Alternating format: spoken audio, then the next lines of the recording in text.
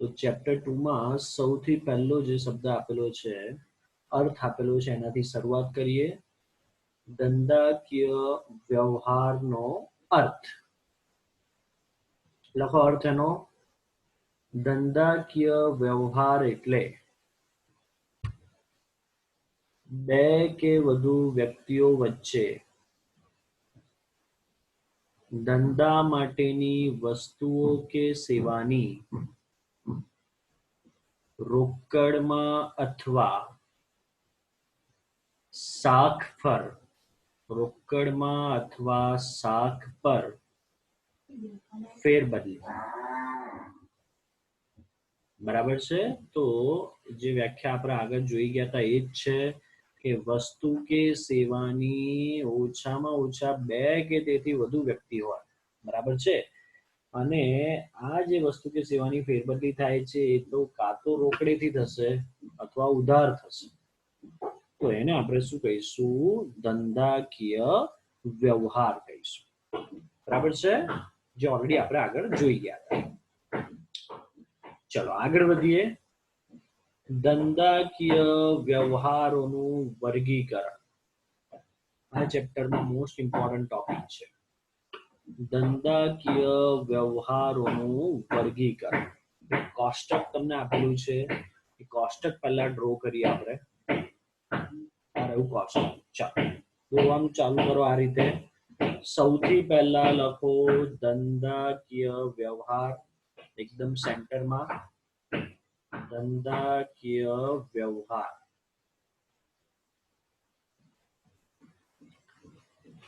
धंधाकीय व्यवहार बे भाग में वहेंचायेला छे पहलू छे आर्थिक व्यवहार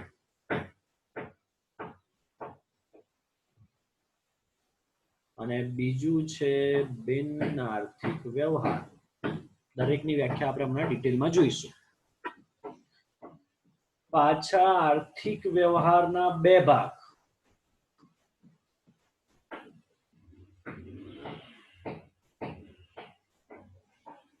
રોકડ ઉધાર વ્યવહાર પહેલો ભાગ બીજો ભાગ આંતરિક બાહ્ય વ્યવહાર અને આગળ રોકડ ઉધાર વ્યવહારમાં ત્રણ ભાગ છે પહેલો રોકડ વ્યવહાર બીજો ઉધાર વ્યવહાર અને ત્રીજો પ્રકાર છે અન્ય વ્યવહાર એવી રીતે આંતરિક બાહ્યમાં બે ભાગ છે એક છે આંતરિક વ્યવહાર અને બીજો છે બાહ્ય ફરીથી આખું વર્ગીકરણ બોલું છું ધંધાકીય વ્યવહારના બે ભાગ આર્થિક વ્યવહાર બિન આર્થિક વ્યવહાર પહેલા ચેપ્ટરમાં જોઈ ગયા કે કોઈ દિવસ હિસાબી પદ્ધતિમાં બિન આર્થિક વ્યવહારની નોંધ થતી જ નથી એટલે આગળ એના વર્ગીકરણની ચર્ચા કરવાની પણ જરૂર છે નહીં કારણ કે આ પ્રકારના વ્યવહારો આપણે હિસાબી પદ્ધતિમાં નોંધતા નથી તો આર્થિક વ્યવહારમાં જોઈએ આ વ્યવહારો હિસાબી પદ્ધતિમાં નોંધાય છે એના પાછા બીજા બે ભાગ પડ્યા રોકડ ઉધાર અને આંતરિક બાહ્ય રોકડ ઉધારમાં બીજા ત્રણ ભાગ રોકડ વ્યવહાર ઉધાર વ્યવહાર અને અન્ય વ્યવહાર આંતરિક બાહ્યમાં એના જે બે પ્રકાર પડી ગયા એક આંતરિક વ્યવહાર અને બીજો બાહ્ય બરાબર છે તો એક પછી એક બધાના अर्थ लखवाना मीनिंग लखवाना स्टार्ट करिए सौथी पहलू लखो आर्थिक व्यवहार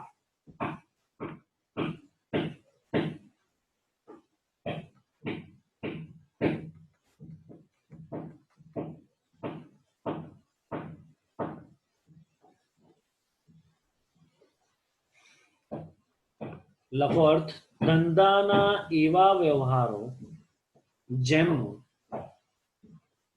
ધંધાના એવા વ્યવહારો જેમનું નાણામાં મૂલ્ય માપી શકાય અને જ્યાં નાણાની લેવડ દેવડ તાત્કાલિક રોકડમાં અથવા ભવિષ્યમાં થવાની હોય તેને આર્થિક વ્યવહાર કહેવામાં આવે છે. બરાબર છે? તો જેટલા શબ્દ મેં અંડરલાઈન કરેલા છે એટલા વ્યાખ્યામાં અંડરલાઈન કરી દેજો. આટલા મોસ્ટ ઇમ્પોર્ટન્ટ વર્ડ છે કે સૌથી પહેલા તો કોઈ પણ વ્યવહાર થાય એનું નાણાકીય મૂલ્ય હોવું જોઈએ. પહેલા ચેપ્ટરમાં મેં તમને ઉદાહરણ આપેલું કે જે સાટા પદ્ધતિ હતી, વસ્તુ કે સેવાના બદલામાં વસ્તુ કે સેવા, એવા વ્યવહારને આપણે આર્થિક વ્યવહાર ગણતા નથી, કારણ કે એનું નાણાકીય કોઈ મૂલ્ય છે નહીં. તો કોઈ બી વસ્તુ કે સેવા વેચો કે ખરીદો, નાણાકીય મૂલ્ય હોવું જોઈએ. હા, એ વ્યવહાર કાં તો શું હશે, રોકડમાં હશે, અથવા ભવિષ્યમાં એટલે વ્યવહાર કેવો કહેવાશે, ઉધાર હશે. તો આવા વ્યવહારને આપણે કેવો વ્યવહાર કહીશું, આર્થિક વ્યવહાર કહીશું. બરાબર છે? કોઈને ડાઉટ છે? ખુશી, નીતિન, ડાઉટ હોય તો માઇક ઓન કરીને પૂછી શકાય. કોઈ પ્રશ્ન છે? ખુશી, નીતિન, તમારો હેન્ડ રેસ નથી ને પ્રશ્ન? ઓકે ઓકે ઓકે, કર દો બધા માઇક ઓફ પાછું. કોઈ પણ પ્રશ્ન હોય હેન્ડ રેસ કરો એટલે હું સમજી જઈશ તમને પ્રશ્ન છે. હું કહું એટલે પછી તમારે જવાબ પ્રશ્ન પૂછવાનો છે. બરાબર છે? આગળ વધીએ.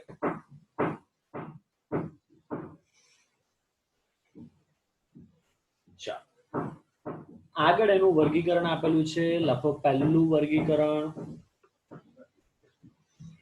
રોકડ કે ઉધાર વ્યવહારની દ્રષ્ટિએ.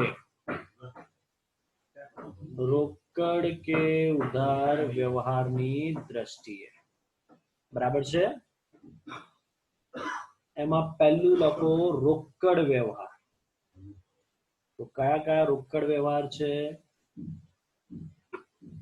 સૌથી પહેલું રોકડ વ્યવહાર. એમાં સબ પોઈન્ટ કરીને લખો મિલકત સાથેના રોકડ વ્યવહાર.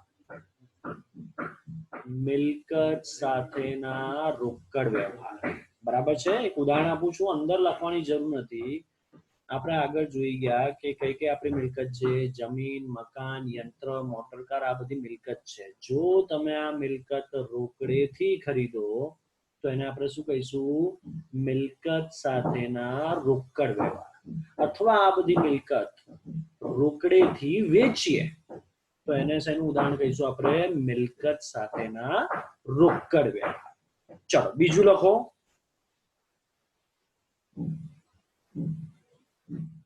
માલ સાથેના રોકડ વ્યવહાર. એકાઉન્ટની ભાષામાં માલ અથવા વસ્તુ કોને કહીએ છીએ આપણે, જેનો વેપાર કરતા હોઈએ. કરિયાણાનો જે વેપારી છે તો એની પાસે જે અનાજ કરિયાણાની વસ્તુ છે એને આપણે હિસાબી પદ્ધતિમાં માલ અથવા વસ્તુ તરીકે ઓળખીએ છીએ. બરાબર છે? તો એ જે કરિયાણાનો વેપારી કોઈ બીજા વેપારી પાસેથી એ કરિયાણાની વસ્તુ રોકડેથી ખરીદે તો એને આપણે કહીશું માલ સાથેના રોકડ વ્યવહાર. એવી જ રીતે એ કરિયાણાનો વેપારી બીજા ગ્રાહકોને રોકડેથી એ બધી વસ્તુઓનું વેચાણ કરે તો એને આપણે શું કહીશું, માલ સાથેના રોકડ વ્યવહાર. બરાબર છે?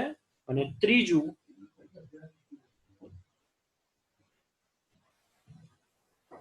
સેવા અંગેના રોકડ વ્યવહાર. તો ઘણી વખત વેપારી વસ્તુ વેચવાને બદલે શું પૂરી પાડતા હોય છે, સેવા પૂરી પાડતા હોય છે. બરાબર છે? તો એ સેવા પૂરી પાડે અને સામે આપણે એને રોકડા આપીએ. એક ઉદાહરણ તમને આપીશ કે ચાલો તમે ઘણી વખત ડોક્ટર પાસે ચેકઅપ કરવા માટે જાઓ, ડોક્ટર તમને ચેક કરે અને દવા લખી આપે અને સામે તમે એને ફી પેટે પૈસા આપો છો. તો ડોક્ટરે તમને સેવા આપી કહેવાય અને સામે તમે એને રોકડા ચૂકવ્યા કહેવાય. તો આવા વ્યવહારને આપણે શું કહીશું, સેવા અંગેના રોકડ વ્યવહાર.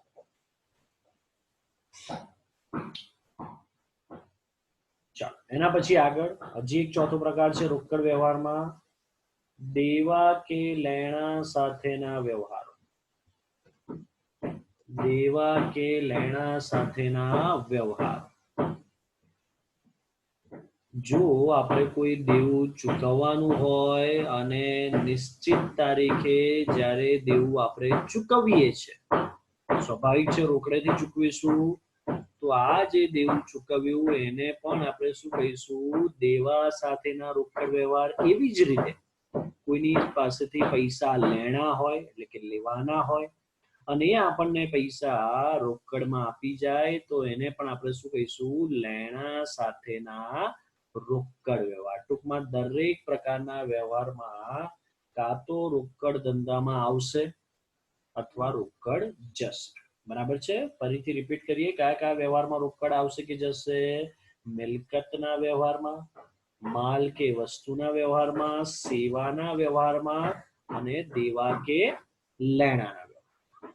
બરાબર છે? તો આ થઈ ગયા રોકડ વ્યવહારની અંદરના જે બીજા બધા વ્યવહારો થઈ શકે એના ઉદાહરણ થઈ ગયા. ચાલો બીજો પોઈન્ટ લખો, ઉધાર વ્યવહાર. બીજા શબ્દમાં શાખ પરનો વ્યવહાર કહેવાય છે. બરાબર છે? તો આ જે વ્યવહાર છે હંમેશા એમાં કોઈ દિવસ રોકડા આવતા નથી કે જતા નથી, પણ એક નિશ્ચિત મુદ્દત મળે છે અને એની એ નિશ્ચિત મુદ્દતના આધારે તમે શું કરો છો? વસ્તુ કે સેવા વેચો છો અથવા ખરીદો છો. બરાબર છે? તો ત્યાં હંમેશા જ્યારે ઉધાર વ્યવહાર હોય, શાખનો વ્યવહાર હોય, તો અહીંયા જે બોલ્ડ અક્ષરથી આપેલું છે એ યાદ રાખવાનું છે. હંમેશા ઉધાર વ્યવહારમાં દેવાદાર લેણદારનો સંબંધ ઉભો થાય છે. કેવી રીતે? પહેલા લખો અંદર.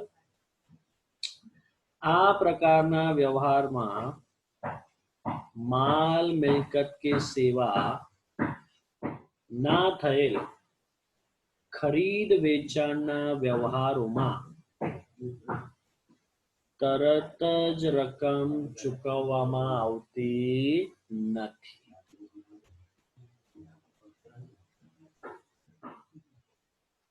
અને આવી જે રકમ છે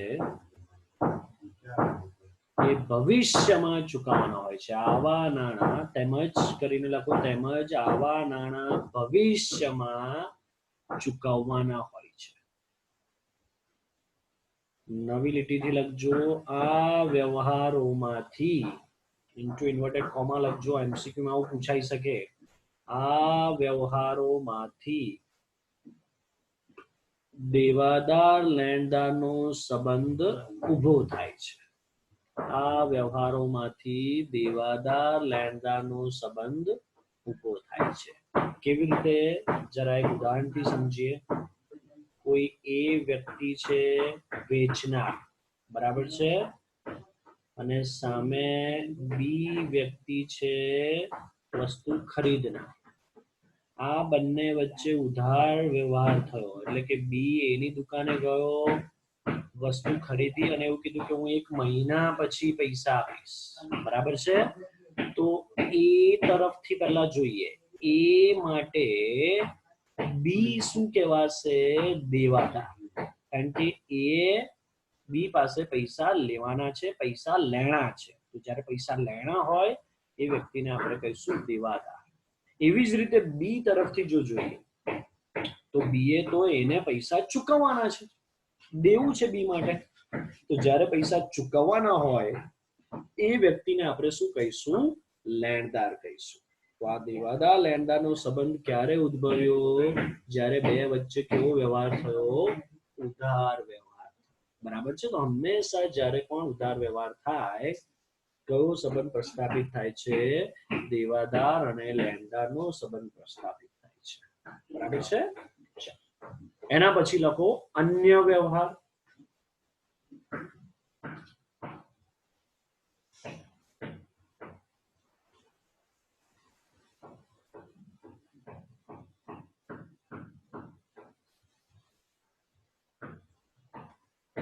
લખો એની અંદર, જે ઉપર દર્શાવેલ બે પ્રકારમાં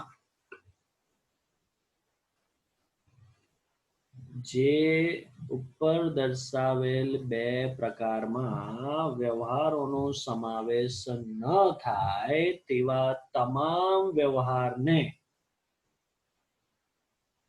અન્ય વ્યવહારમાં સમાવેશ કરવામાં આવે છે. જે રોકડ વ્યવહારમાં પણ ન આવે, ઉધાર એટલે કે શાખના વ્યવહારમાં પણ ના આવે, એ બધા જ વ્યવહારને આપણે ક્યાં ગણીએ છીએ? અન્ય વ્યવહારમાં ગણીએ છીએ. દાખલા તરીકે અકસ્માતમાં નાશ પામેલ માલ, કોમા ચોરાઈ ગયેલ માલ, કોમા દાનમાં આપેલ માલ, કોમા જાહેરાતમાં આપેલ માલ વગેરે. તો આ એવા વ્યવહારો છે કે જે રોકડ વ્યવહારમાં પણ નથી ગણાતા, અન્ય ઉધાર વ્યવહારમાં પણ નથી ગણાતા. તો એને આપણે ક્યાં સમાવેશ કરીએ છીએ? અન્ય વ્યવહાર. બરાબર છે? તો એક પ્રકાર પતી ગયો રોકડ અને ઉધાર વ્યવહાર. બીજી દ્રષ્ટિએ લખીએ હવે આંતરિક વ્યવહાર અને બાહ્ય વ્યવહાર. આંતરિક વ્યવહાર અને બાહ્ય વ્યવહારની દ્રષ્ટિએ લખો. એમાં સૌથી પહેલું આંતરિક વ્યવહાર.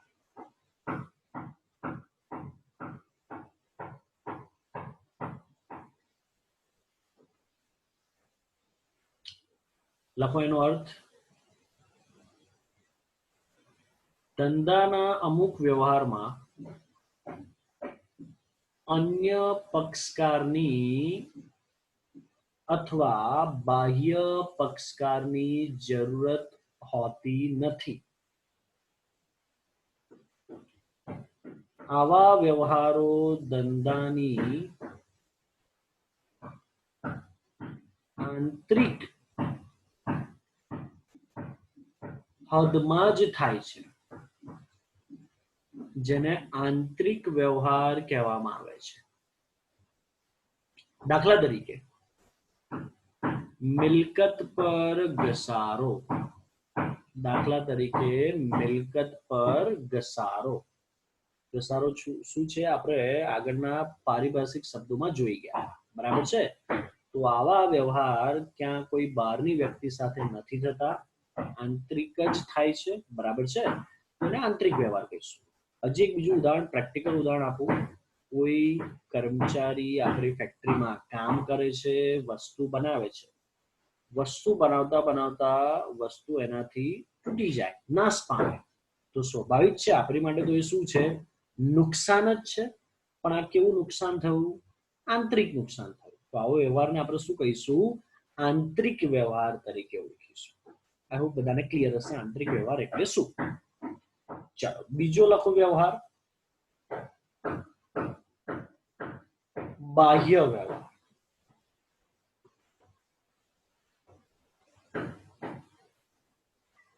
આ પ્રકારના વ્યવહારો ધંધા અને અન્ય પક્ષકાર વચ્ચેના હોય છે.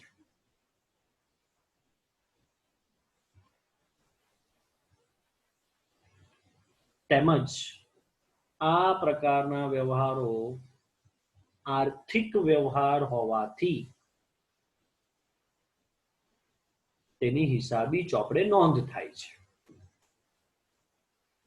દાખલા તરીકે ગ્રાહકને માલનું વેચાણ. આપણા દુકાને ગ્રાહક આવે, માલનું વેચાણ કરીએ. ગ્રાહક એ ફરીથી ધંધાની બહારનો વ્યક્તિ છે, બાહ્ય વ્યક્તિ છે. એટલે અન્ય પક્ષકારને તમે માલનું વેચાણ કર્યું, તો એને આપણે શું કહેવાશે? બાહ્ય વ્યવહાર કહેવાશે. બરાબર છે? ચાલો આગળ વધીએ. એના પછી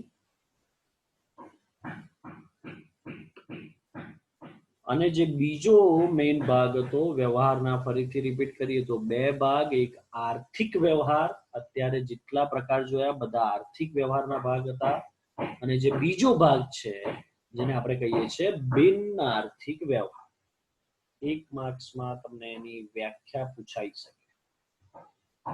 બિન આર્થિક વ્યવહાર. લખો એનો અર્થ. બિન આર્થિક વ્યવહાર એટલે એવા વ્યવહારો જેમનું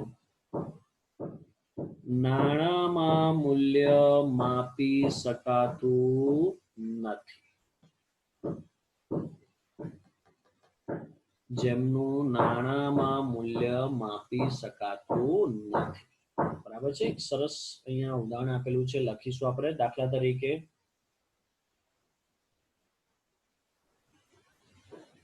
એક મહિના પછી માલ મોકલવાનો ઓર્ડર મળ્યો.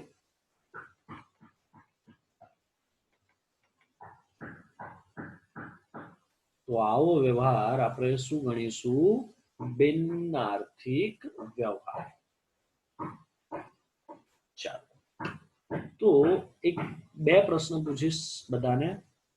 હેન્ડ રેઝ કરવાના છે જેને આન્સર આવડે ને. પ્રશ્નના બે જ ઓપ્શન છે, એક આર્થિક વ્યવહાર અને બીજો જવાબ છે બિન આર્થિક વ્યવહાર. આ બે ઓપ્શનમાંથી એક આન્સર તમારે આપવાનો છે, રાઈટ? આન્સર આપવાનો છે એટલે તમારે હેન્ડ રેઝ કરવાનો છે. હું જેનું નામ બોલું એ જ આન્સર આપશે. ચાલો, સૌથી પહેલો વ્યવહાર. બજારમાં આપણે મોલમાં ગયા, કરિયાણાની વસ્તુ ખરીદી, વસ્તુ ખરીદીને રોકડા નાણાં ત્યાં ચૂકવ્યા અને વસ્તુ લઈને ઘરે પરત આવ્યા. આ વ્યવહાર આર્થિક વ્યવહાર છે કે બિન આર્થિક વ્યવહાર? બોલો ખુશી.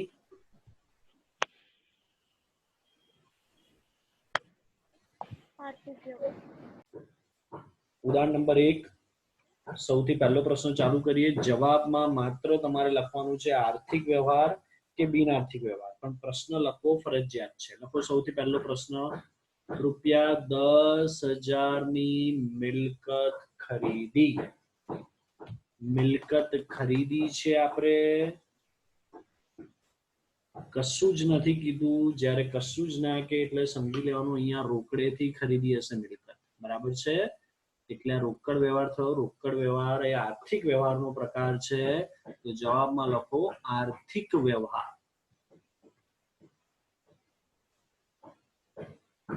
બીજો વ્યવહાર લખીએ. રૂપિયા 12,000ની મિલકત રાધા પાસેથી શાખ પર ખરીદી. તો આ તો ઉધાર વ્યવહાર થઈ ગયો. ઉધાર વ્યવહાર એ આર્થિક વ્યવહારનો જ ભાગ છે. તો જવાબ આવશે આર્થિક વ્યવહાર. ત્રીજો વ્યવહાર જોઈએ. રૂપિયા 20,000માં મિલકત વેચી. જેમ પહેલા વ્યવહારમાં મિલકત ખરીદી હતી, અહીંયા આપણે મિલકત વેચી છે. કોઈ બાબત અહીંયા જણાઈ નથી એટલે હંમેશા એ રોકડ વ્યવહાર જ હશે. અને રોકડ વ્યવહાર છે એટલે રોકડ વ્યવહાર એ આર્થિક વ્યવહારનો ભાગ છે. તો લખો જવાબમાં આર્થિક વ્યવહાર.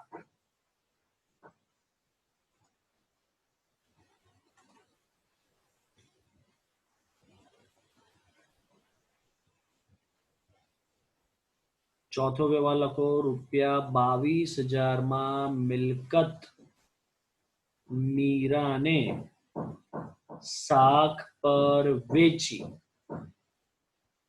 રૂપિયા 22,000માં મિલકત મીરાને શાખ પર વેચી. શાખ એટલે ઉધાર વ્યવહાર છે અને ઉધાર વ્યવહાર આર્થિક વ્યવહારનો જ ભાગ છે. તો લખો આર્થિક વ્યવહાર જવાબમાં. પાંચમો વ્યવહાર જોઈએ. રૂપિયા 8,000 મજૂરીના ચૂકવ્યા. ચૂકવ્યા એટલે હમણાં જ આપણે મજૂરીના ચૂકવ્યા હશે. સામેવાળા કર્મચારીએ મજૂરી સેવા તરીકે આપી છે. આપણે નાણાં રોકડેથી ચૂકવ્યા છે. રોકડમાં માપી શકાય છે. એટલે જવાબમાં આવશે આર્થિક વ્યવહાર. છઠ્ઠો વ્યવહાર.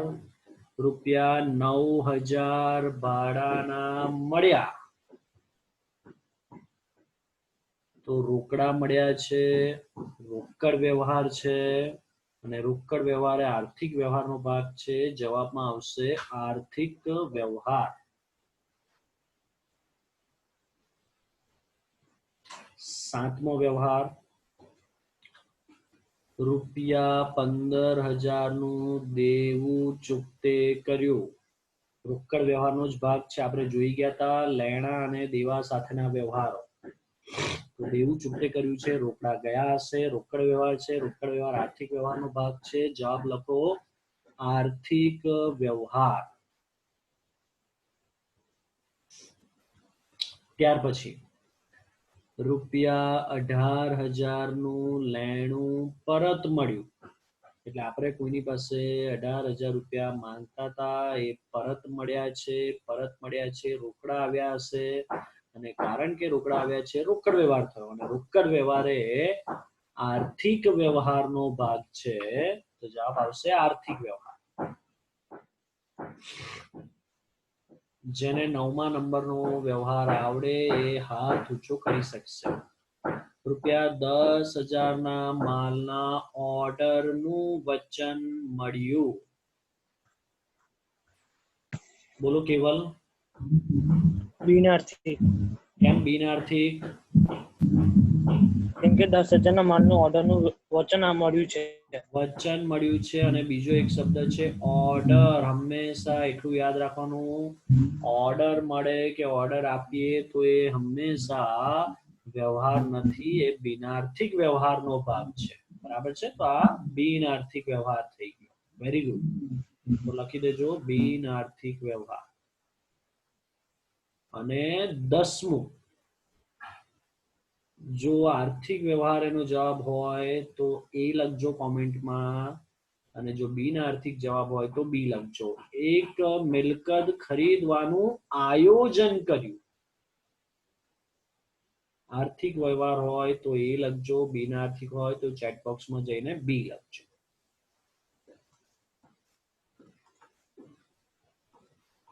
Very good. આન્સર શું આવશે? બિનઆર્થિક વ્યવહાર.